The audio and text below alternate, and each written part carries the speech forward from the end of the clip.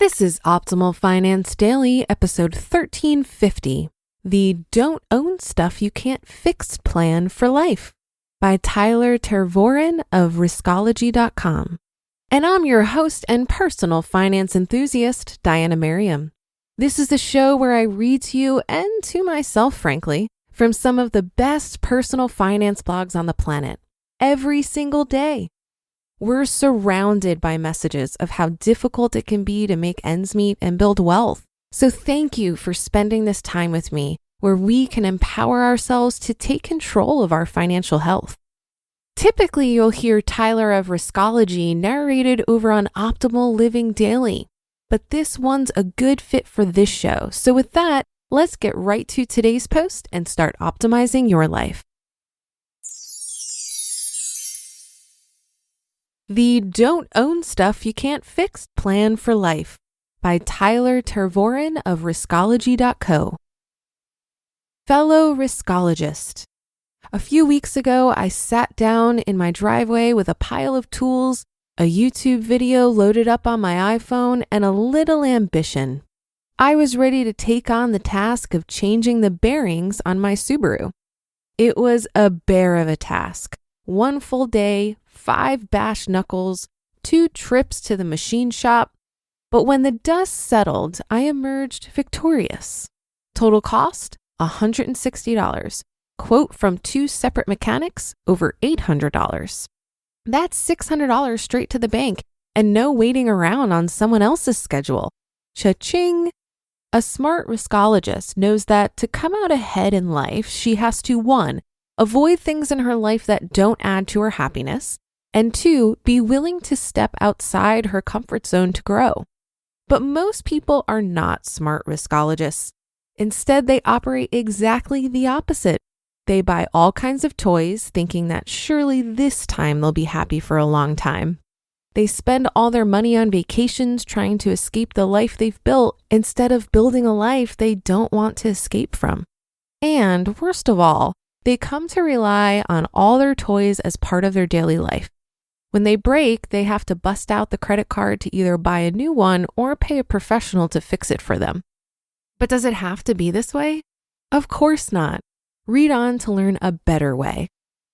Look around. What currently owns you?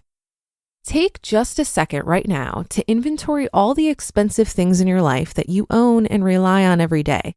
It's probably not that long. Here's mine.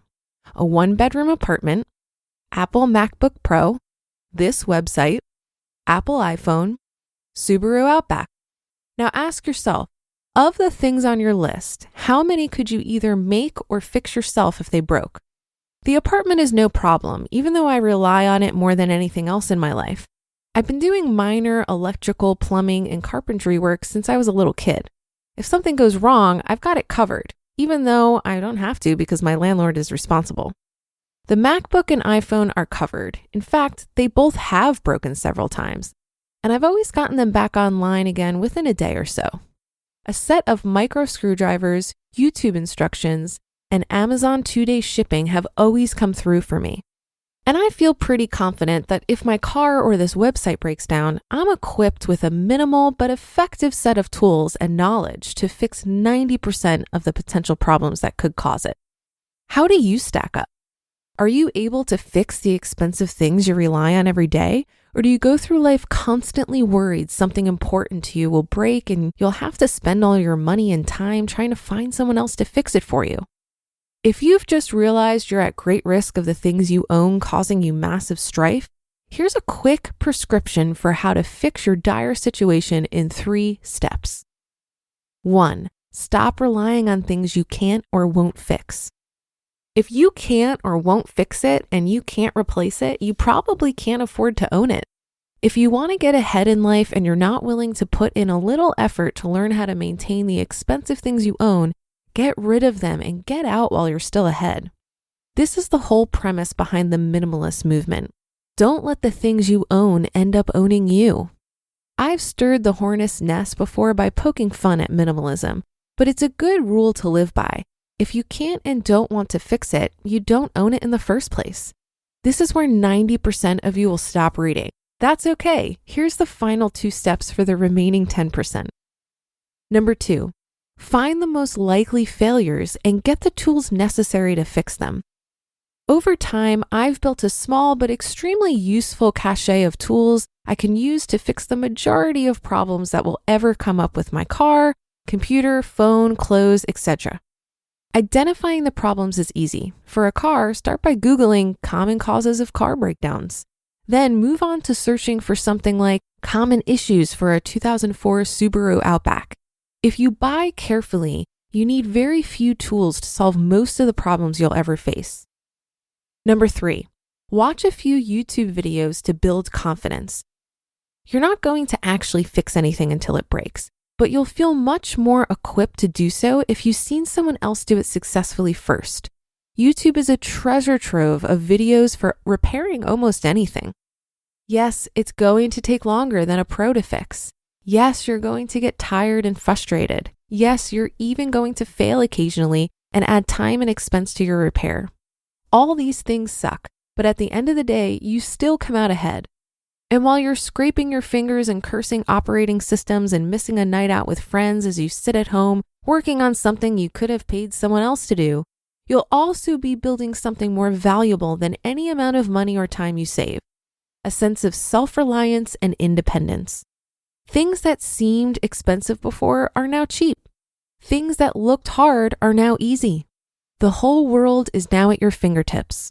When you have that, new opportunities and experiences arise in your life that have been there all along, but you've never noticed them before. As a smart riskologist, you'll now see them clearly. How are you going to put this plan in action this week? You just listened to the post titled "The Don't Own Stuff You Can't Fix Plan for Life" by Tervooren of Riskology.co. Look, 2020 has proven to be the year of many things. But if you own a startup, this could also be the year which you switch to better payroll. Gusto wasn't just built for small businesses. It was built for the people behind them. Their online payroll is so easy to use. Gusto can automatically calculate paychecks and file all your payroll taxes, which means you have more time to run your business. Plus, Gusto does way more than payroll. Gusto helps with time tracking, health insurance, 401ks, onboarding, commuter benefits, offer letters, access to HR experts. You get the idea. It's super easy to set up and get started. 3 out of 4 customers say they run payroll in 10 minutes or less, our Optimal Living Daily team included. And if you're moving from another provider, they can transfer all of your data for you. It's no surprise 94% of customers are likely to recommend Gusto. Here's the best part. Because you're a listener, you get 3 months totally free. All you have to do is go to gusto.com/OFD. Again, that's gusto.com/OFD. I'm telling you, you're going to love Gusto. Get started today. gusto.com/OFD. I agree with a lot that was stated in this article. It can be very gratifying to build a level of self-reliance, but I'm not sure if it's necessary to be able to fix absolutely everything yourself. So for example, at one point, I thought I'd save time and money by doing my own oil changes. I bought the ramps and all the materials, and I had a friend come over and show me how to do it. Even just getting the car up on the ramps, it became immediately clear to me that I wouldn't be doing this by myself in the future. The risk of driving off those ramps and doing damage to my car just wasn't worth the minimal satisfaction and money I saved by doing my own oil changes. So what's my solution? My boyfriend does my oil changes. He has access to an auto body shop that makes the whole process a lot more efficient. I don't feel the need to fix everything myself because I'm surrounded by people that know so much more than me and are willing to help. And it's a two-way street. I'm not like using the people around me for free labor. I make sure that I'm contributing just as much to their lives. That to me is what community is all about. I think the key here is resourcefulness and building confidence in yourself that you have the ability to figure out what needs fixing, whether that means teaching yourself to do something or tapping into the community around you. And that'll do it for today and another installment of Optimal Finance Daily. Have a happy Thursday. Thank you for being here every day and listening. And I'll see you on the Friday show tomorrow, where your optimal life awaits.